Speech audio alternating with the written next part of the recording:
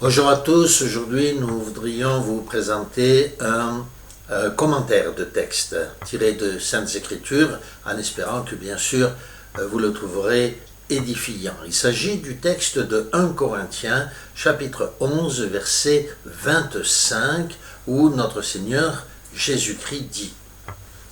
Le texte, c'est l'apôtre Paul en fait qui commente notre Seigneur Jésus-Christ et il dit après avoir soupé. Il prit la coupe et dit, cette fois c'est bien Jésus, cette coupe est la nouvelle alliance à mon sang. Faites ceci en mémoire de moi toutes les fois que vous en boirez. Et donc effectivement, notre Seigneur va présenter d'abord du pain, vous le savez bien sûr, et puis ensuite une coupe de vin, et il leur dit, prenez, ceci est mon sang, comme nous venons de le dire, le sang de la nouvelle alliance. Il s'agit, comme nous venons de le dire, d'un Corinthiens chapitre 11 verset 25.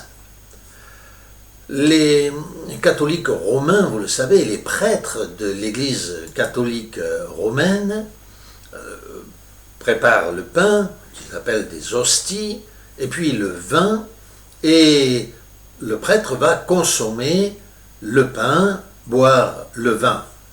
Mais vous le savez, si vous êtes vous-même catholique, vous ne participez jamais au vin. Seul le prêtre partage le pain et le vin avec l'Église. Mais le disciple, lui, ne partage que le pain. Il y a manifestement ici quelque chose qui ne va pas et les catholiques sincères ne se rendent pas compte du fait qu'il y a un manquement quelque part puisque le texte que nous sommes en train d'examiner aujourd'hui dit bien « toutes les fois que vous en boirez ». Et il nous dit de partager ce vin qui est le sang de la nouvelle alliance. Il se pourrait donc très bien que vous ne participiez pas, sans le savoir, à cette nouvelle alliance parce que vous ne partagez pas personnellement ce vin. De la même manière, certains groupements religieux, comme les témoins de Jéhovah par exemple, ne participent jamais au pain et au vin.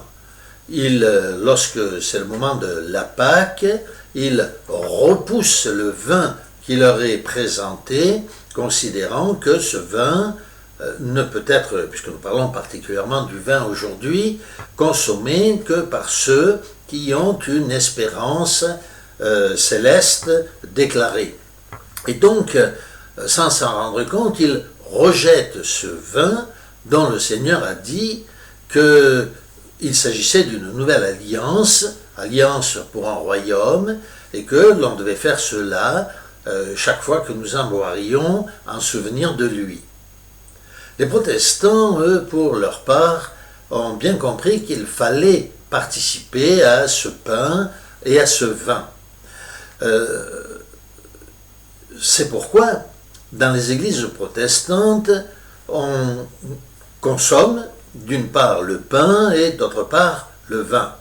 Mais la réalité est que la plupart des églises ne présentent pas le vin, sous le prétexte notamment que certains qui sont alcooliques ou qui sont sous médicaments antabuse n'ont pas la possibilité de boire du vin, oubliant que celui qui est alcoolique n'a pas le droit même de consommer, de participer à la communion dans la mesure où il n'est pas maître de lui-même et il est sous la domination d'un péché. Et en conséquence, il n'est pas membre de l'Église de notre Seigneur Jésus-Christ.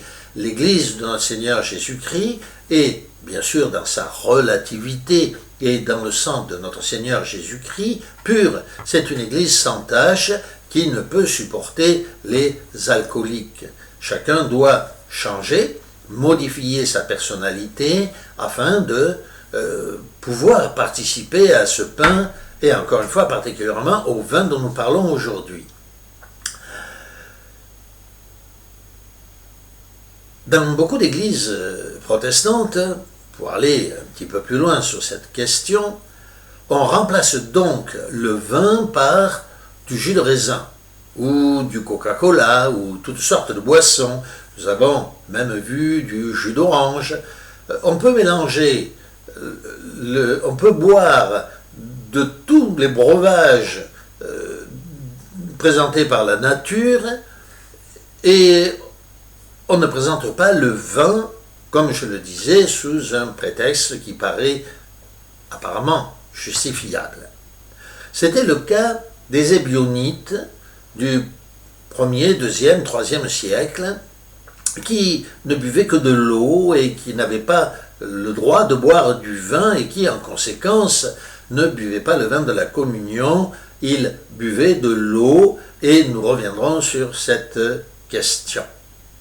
Ce qui nous importe aujourd'hui particulièrement, c'est que beaucoup de protestants, lorsqu'ils apprennent que nous, en tant que catholiques, nous rappelons que nous sommes catholiques, bien que nous ne soyons pas romains, lorsqu'ils apprennent, disais-je, que lorsqu'on mélange de l'eau avec le vin, sont offusqués. Ils ne sont pas offusqués du fait que l'on puisse boire du Coca-Cola ou du jus de raisin lors de la communion, alors que le Christ lui-même a célébré la communion avec le vin qui se trouvait sur la table, mais ils sont offusqués du fait que nous puissions mettre de l'eau dans le vin. Et offusqués très sérieusement. Mais qui est dans l'erreur? Est-ce nous ou plutôt est-ce eux?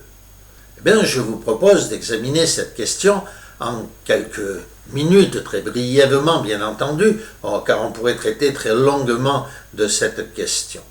Voyez d'abord l'aspect profane. Il faut savoir que autrefois, justement à l'époque de notre Seigneur Jésus-Christ, à l'exception des barbares, les gens des nations, les Romains et les autres peuplades, y compris les Israélites, ne buvaient jamais de vin pur. Sauf les Gaulois, comme je le disais, les barbares étaient réputés pour une telle chose, une telle barbarie. Donc les Israélites présentaient lors de la Pâque 3 coupes de vin mêlées d'eau qu'on appelle le Hallel. Et lorsqu'ils célébraient la Pâque, ils présentaient donc ces 3 coupes qui étaient bues tous ensemble au cours du repas, et les enfants du coup pouvaient bien sûr participer à la consommation de ce vin qui était mêlé avec de l'eau. Et c'est de ce vin que Jésus but le jour de la Pâque. C'est celui-là qu'il utilisa et qu'il donna à ses apôtres et à ses disciples. Nous avons un sens allégorique. Alors, je regarde brièvement. Oui, nous avons un sens allégorique qui est utilisé par l'Écriture sainte elle-même, qui nous dit « La sagesse a bâti pour elle une maison ». Alors, il s'agit du proverbe 9, à partir du verset 1er. La sagesse a bâti pour elle une maison et l'a appuyée sur cette colonne. Elle a égorgé ses victimes, elle a mêlé son vin dans un cratère, notez bien, la sagesse a mêlé son vin dans un cratère et a dressé la table. Elle a envoyé ses serviteurs conviant à boire autour de son cratère, disant à l'insensé, que l'insensé vienne à moi. Et à ceux qui manquent de sens, elle dit, venez, mangez mon pain et buvez du vin que j'ai mêlé pour vous. Ici, il s'agit d'un sens allégorique qui nous parle de la sagesse, cette sagesse qui attire autour d'elle des personnes qui désirent obtenir la sagesse, et leur dit, venez boire de mon vin que j'ai mêlé. Et par 2 fois, le texte nous parle de vin mêlé. Et nous le savons, dans ce texte, la sagesse ne représente nul autre que notre Seigneur Jésus-Christ. C'est lui qui convie les apôtres et les disciples à manger ce pain qui a été préparé et cette coupe de vin mêlée encore une fois. Quant au sens spirituel, nous venons d'en parler, bien entendu, en même temps que nous avons expliqué le sens allégorique et littéral en même temps de la parole de Dieu. Mais il y a aussi ce sens spirituel, l'explication de l'allégorie. En effet, nous l'avons dit précédemment, les Ébionites, par exemple, ne buvaient que de l'eau.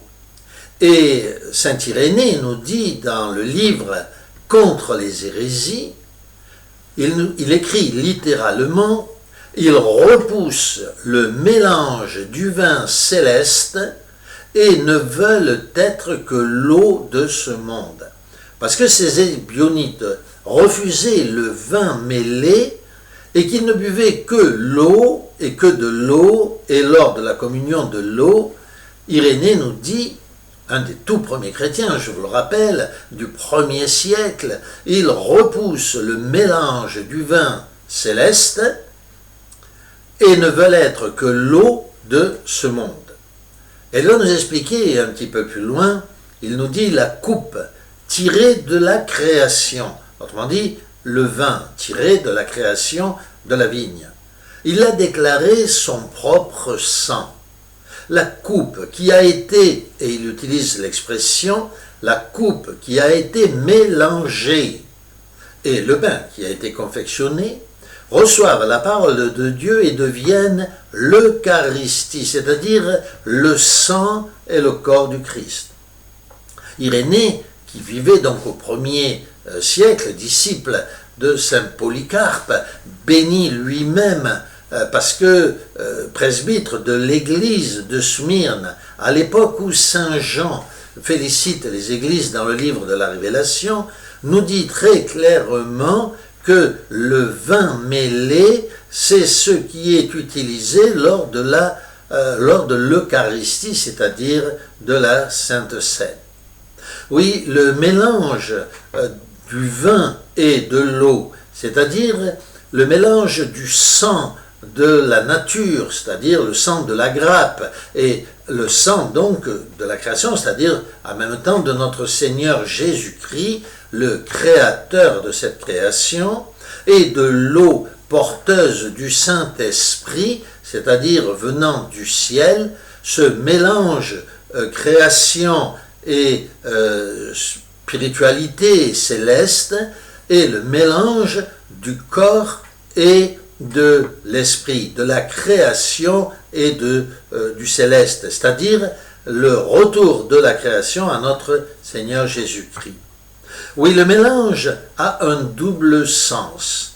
D'abord, le mélange de l'eau et du vin, c'est cela qui est utilisé comme expression par le mélange de l'eau et du vin, et en même temps le mélange du terrestre avec le céleste. Autrement dit, le rapatriement de la création humaine avec Dieu dans le corps et le sang de notre Seigneur Jésus-Christ. Oui, la création et l'Esprit Saint. Nous espérons que vous avez compris ces quelques pensées, que le Seigneur vous bénisse.